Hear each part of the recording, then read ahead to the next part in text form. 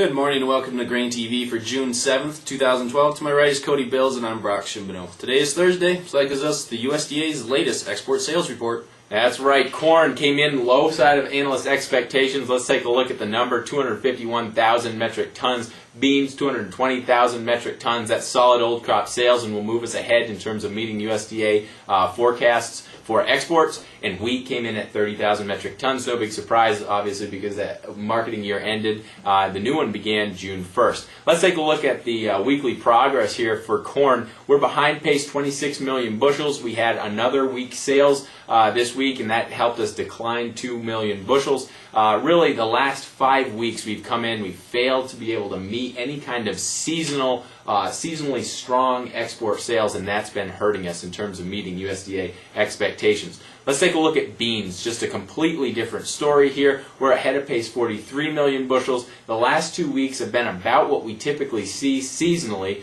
and that has helped us to increase 2 million bushels right there. So just the bottom line, beans is well ahead of pace, and it's very good this year. We have seen beans continue to be well ahead of pace, and next week we get June's installment of the USDA WASDE report. Do you think we're going to see some revisions to the export sales expected for the United States? Absolutely. Like I said, we've already booked the sales needed to meet USDA forecasts, and now we're 43 million bushels ahead of pace. We continue to see relatively strong sales. Inspections, grain inspections, are now running ahead of pace, so I think that there's no reason why the USDA wouldn't continue to revise that up. They've done it in the last 2 reports. I think they're going to do it again in this report. Something that might be a counterpoint is that China's National Grain and Oil Center Information Center came out this morning and said that their May imports were actually running a little bit behind of what they were expecting by about 1.2 million metric tons, and they expect July to September time period to actually run behind as well. Do you think that's going to be factored in on Tuesday?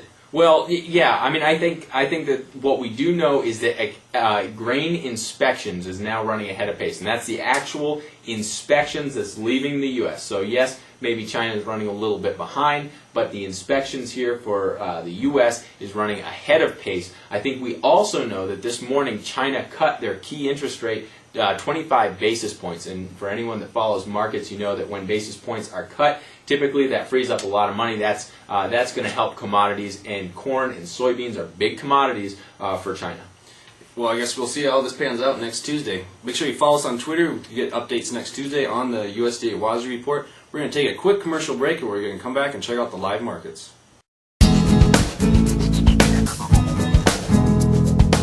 Well, it's definitely earned me more money.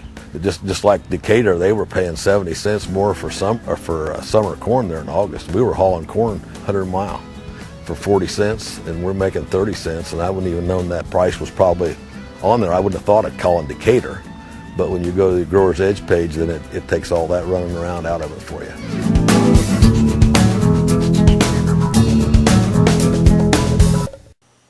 Welcome back to GrainTV. The markets are open in Chicago, so let's turn over to FireTip trading software for the live quotes. Old crop corn is up 4.5 cents. New crop up 10.25 cents. Old crop beans up 26.5. New crop up 30.75. Wheat in Chicago up 8.5, and Kansas City wheat following along up 1.75 cents. Brock, soybeans up 26 in the old crop for that July contract. 2 days it's been leading the market to the upside. How much higher can it go?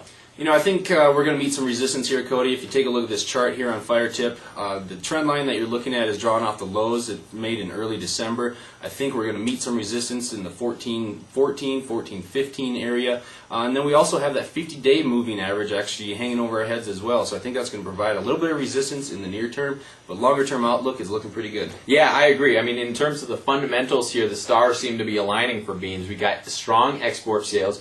We have some strikes out of Argentina. The dollar is pulling back right now.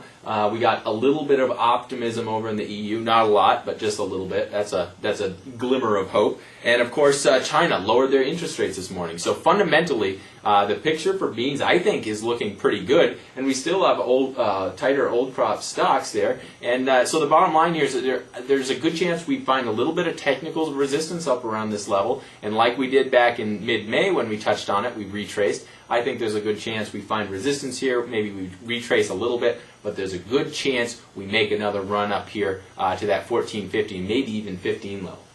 Make sure you follow us on Twitter. @GrainTV is where you can find us. Give us a call at 877-472-4607. and have a great rest of your Thursday.